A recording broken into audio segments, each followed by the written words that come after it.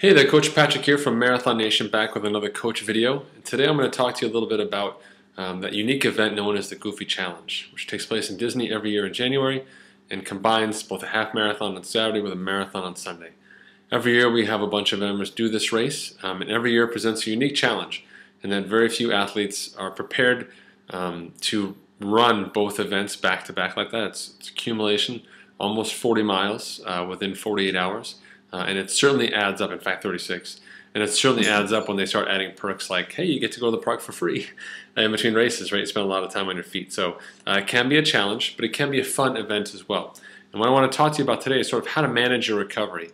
And the way that I'd like you to think about the race is this. It starts the day before and ends the day after. Okay, so it starts on Friday, ends on Monday. Not a Saturday-Sunday thing, Friday to Monday. Your Friday is all about preparing your body for the weekend.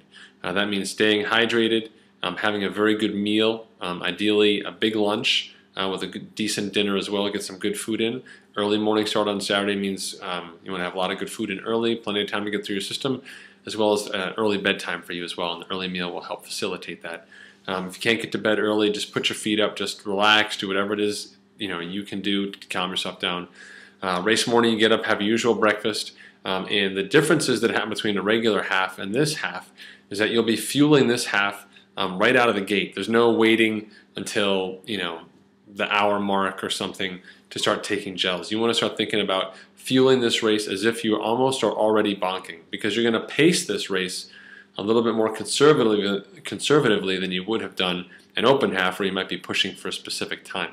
The first race here is an exercise of stretching your legs out, getting your nutrition dialed in, getting your pre-race plan organized, all of that all set. You can move forward from here and start to say, hey, what can I do? What can I do to actually prepare myself for what's going to happen the next day, which is the big race, which is the marathon. So we're going to fuel properly right out of the gate, okay? And then recovery happens instantly after the race. But before I get to recovery, let me talk to you a little bit about pacing. Pacing is key in that you want to be as steady as possible across this entire half on Saturday. There's no fast first 3 miles and then suffering the rest of the day. At no point in time we want you to feel that you're overextending yourself in any way. This is an exercise in steady pacing. So whereas I might be able to run a 125 half marathon on a great day, I might look to go 135 or between 130 and 135 in this race. Not that much lower than I would normally run, but just low enough that I'm not really overreaching at any point in time. Pushing myself to a sub 125 means I'm really stepping on the gas and I have some highs and lows, and we want to avoid that at all costs here on Saturday. So the minute you finish this race, assuming you've done a great prep and excellent pacing, then the minute you finish this race, you move right into recovery and you start saying, all right, what am I going to do now to facilitate recovery?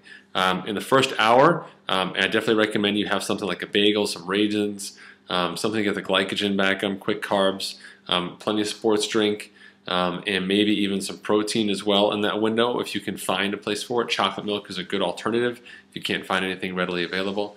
And then you want to either get compression socks on right away or get your feet up almost right away. And do that for a half hour or an hour. If you can finish this race and get your feet up within 15 minutes or so, even for short as that time frame may be, all of that will help facilitate and start the process of recovery. Then you've got the rest of your day. You're going to do what you do. Some folks go to the park to make it an epic challenge. Other folks may head back to their hotel room. Whatever it is you want to do, plan accordingly. But do know that you're going to need a good meal in the afternoon. Depending on what time you finish the half, it's either going to be a mid-morning or a good early evening dinner. Make sure, again, you've got good food options lined up, maybe a reservation or something solid you can get into, so you can have a great meal and then, again, get to bed early.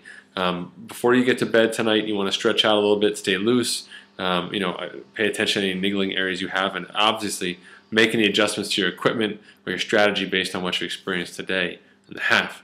Then moving forward to Sunday and race day, you get up to your pre-race meal again, get down the start line, and again, this is an exercise in pacing, and once again, you will start fueling this almost right out of the gate, because you have to remember, you've already run 13 miles, and your body really doesn't know the sense of time between the 13 miles that ended and the 26 that are just starting. And many of us will feel okay out of the gate, a little sluggish right away, but within a few minutes, you'll burn that off, and you'll feel good for a good portion of the marathon. But that wall will come for you. If you've avoided it in other marathons, it will find you in the Goofy because you've already got 13.1 in you from the day before.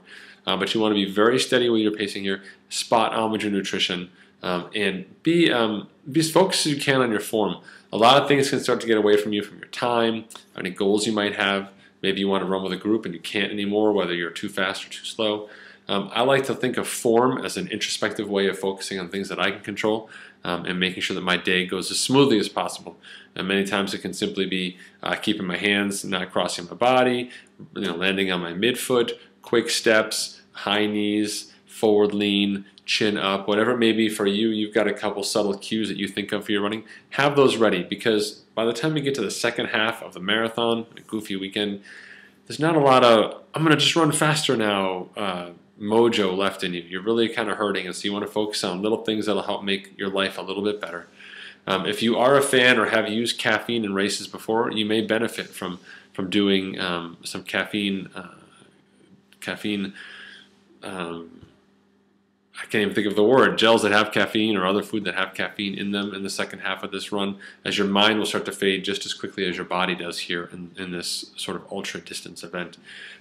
Pace yourself well, again, dress accordingly, be ready for the conditions, but know that if you can start smart and eat well, you'll be in a great place to finish the double very consistently. An excellent target for people in general is to try and even pace both the half and the full. I tell people, can you run, a similar pace for both?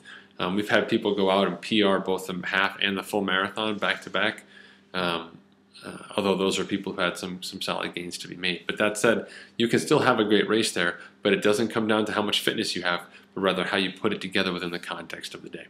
If you have any last-minute questions about executing or recovering from Goofy, please put them up on Twitter, twitter.com/MarathonNation, or find us on Facebook, facebook.com/MarathonNation.